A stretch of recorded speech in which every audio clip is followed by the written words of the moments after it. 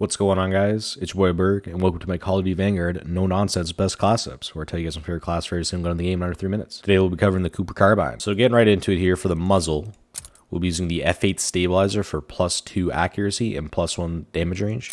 Moving on to the underbarrel, we'll be using the SMLE pistol grip for +2 sprint to fire and +1 hip fire accuracy. Now, if you do find that the recoil is too hard to control while using this grip, I would use the M1941 hand stop for +1 recoil control and +1 accuracy. But if you feel like you can't control the recoil good enough, I would just stick with the SMLE pistol grip.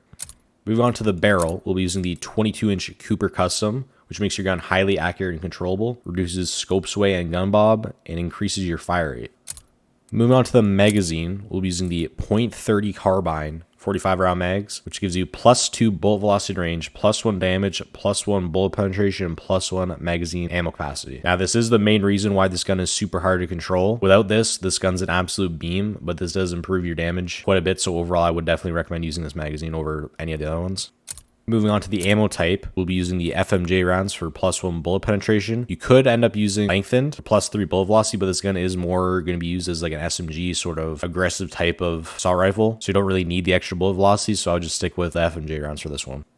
Moving on to the optic, we'll be using the slate reflector. This is by far my favorite sight in the game. It is the most clean in my opinion, and I wouldn't really recommend using any other ones for this build since it is more of an aggressive sort of build. Moving on to the rear grip, we're using the fabric grip for +1 ADS, +1 sprint fire, and +1 hip fire recoil recovery.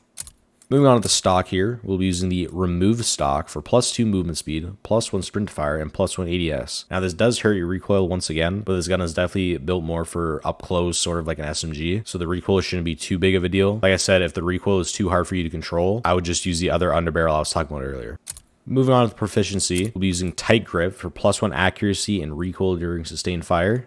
And finally, for the kit, we'll be using surplus to get a little bit more extra XP when you get some kills.